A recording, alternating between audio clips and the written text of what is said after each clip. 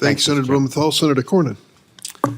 Mr. Secretary, when the Attorney General of the United States was here a couple of weeks ago, I asked him whether he was aware of the strategy of transnational criminal organizations to flood the border with migrants in a manner to overwhelm the Border Patrol so that then they could move drugs across the border. And he said he was aware of that strategy. Are you familiar with that strategy? Do you agree with the Attorney General? I am not aware of that as a strategy. I am certainly aware of the significant challenge. If you're not aware of the strategy, they move migrants and they move drugs for money, right? Yes, they do. The cartels And so and the smuggling. what better way to move drugs into the United States than to overwhelm the Border Patrol with migrants and divert their attention from their drug interdiction responsibilities? Senator Cornyn, more than 90% of the fentanyl, or about 90% of the fentanyl that is brought into the United States. That's a totally made-up number. You had nearly 1 million people get away from Border Patrol, evade Border Patrol's detection and detention between 2022 and 2023. You have no idea how many of those people were carrying fentanyl or other drugs with them, do you? Senator, the expert view that I received is that approximately 90% of the fentanyl That's that is a totally brought in, made-up number, Mr. Secretary, may, and you that- know it. That's a totally made-up number. Senator, that the expert information that I received is that approximately 90% of the fentanyl is brought in through the ports of entry, through passenger vehicles, through trucks, and through pedestrians. Mr. Secretary, you understand that you have a credibility problem with the Congress and with the American people, don't you? I have unflinching confidence in the integrity of my conduct.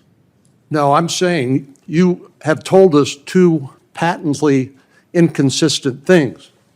For example, you said we do have operational control of the border in 2022. You said the border is not in fact open. And then I think I heard you say here that no administration has ever had operational control of the border. Isn't that what you said? No. That is not what I said.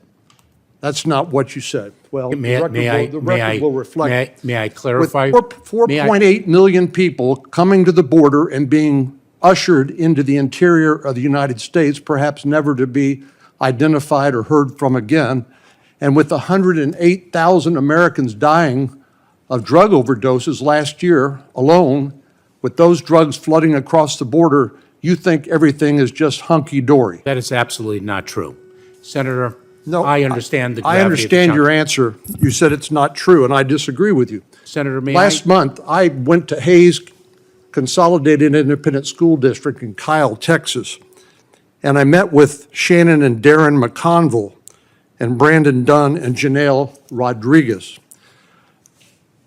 The McConvilles lost their 17-year-old son, Kevin, to fentanyl poisoning. He had pizza for dinner and then came back down looking for a second helping, and none was left, his mom said. So she offered to make him a tuna fish sandwich, and instead he went upstairs and went to bed. And when they went to his bedroom the next morning to wake him up, he was dead because of fentanyl poisoning. Brandon Dunn and Janelle Rodriguez's 15-year-old son, Noah, who loved sports, they called him a genuine, kind, and a jokester. He began, his mental condition began to deteriorate during COVID-19, and unfortunately it had some experience with illicit drugs, but while spending the night at a friend's house during the first weekend of the school year, Noah took a pill laced with fentanyl and died of fentanyl poisoning. Mr. Secretary, would you like to take the opportunity here today to apologize to these parents who lost their children because of fentanyl poisoning, because of the policies of your department and the Biden administration? Would you like to apologize to them? Senator, my heart is with the family of every victim of a drug overdose death. Is that an apology? My heart is with the family and the loved ones and the friends and neighbors. So why don't you of do every- something about it? Of every victim of these drug overdose deaths. Attorney including- General Garland in- said this is in- part of a comprehensive strategy by the cartels to flood these drugs into the United States by overwhelming Border Patrol. You're clearly losing that battle, and you won't even apologize to these parents like so many other parents who have lost their teenage children to counterfeit drugs laced with fentanyl. We are bringing unprecedented force in the fight against And you're fentanyl. losing. The Let me ask you gravity- another The question. gravity of the challenge cannot be overstated. We recognize the gravity of the challenge, and I look forward to working And with do you. you recognize that you were losing? I look forward to working with you, No, Senator, that's not my question. and this committee to Let address me, this let me challenge ask you another together. question in the time remaining, since you won't answer our questions. And you won't acknowledge responsibility. My constituents are saying, who's accountable? Who's accountable? Who's paying a price? Who got fired? Well, you haven't been fired. You should be fired, but you haven't been fired because you were carrying out the policies of the Biden administration. And we've seen nothing but death and destruction as a result. Senator, the Will you wait for a scourge- question? Wait for a question. I recently went to the Yuma Border Patrol sector, which is a sleepy little agricultural community, as you know, in southwest Arizona. The Border Patrol chief there greeted us by saying, we have encountered 100 migrants from 176 countries speaking 200 languages.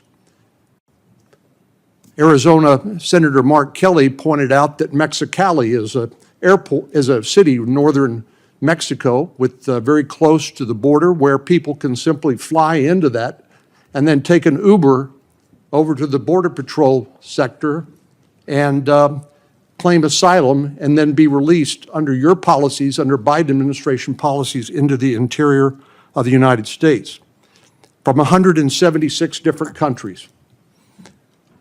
Recently, I was in El Paso with a bipartisan group of senators that was before we got to Yuma.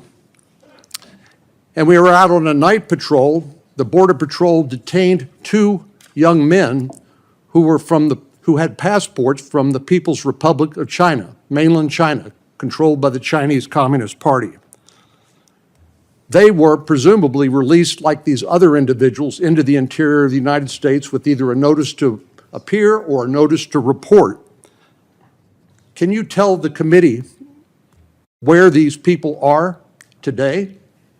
Can you assure us that these individuals are not in the United States to conduct espionage or other nefarious acts against the United States government? Can you reassure us of that? Senator, if an individual is deemed to present a threat to public safety or national security, Well, how that would you know? individual- How would that- you know? They show up that- with a passport and they claim a credible fear of persecution, and then under yours and the Biden administration policies, they're released into the interior of the country.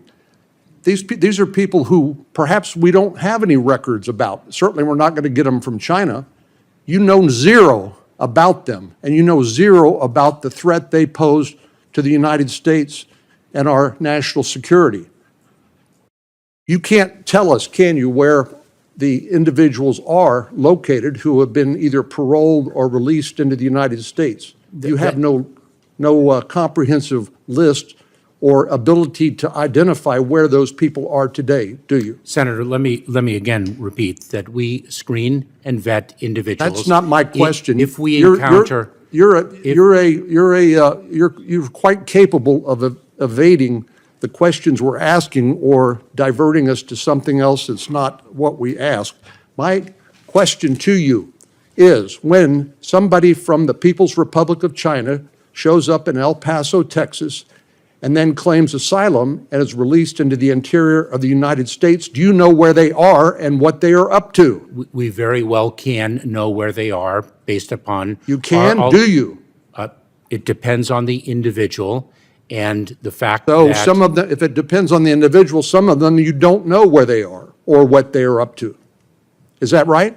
Senator, the issue of individuals absconding from law enforcement is a challenge that And law you were enforcement- failing in that challenge, Mr. Secretary. If I may You and the finish. Biden administration policies are contributing to what is happening on the border, and according to Ms. McConville, she credited the Biden broken border policies with contributing to the death of her son, and you won't even have the common decency to apologize. Senator, as I mentioned before, and I must say this, that my heart is with the victims of every death from an overdose, number one. Number two, we are bringing unprecedented force to the fight against the drug traffickers. Number three, the scourge of fentanyl is not new. It is not something that was born in 2021. And I can provide you with the tens of thousands of deaths that preceded this administration. This is a challenge that we all have to come together to fight. You simply lost all credibility, Mr. Secretary.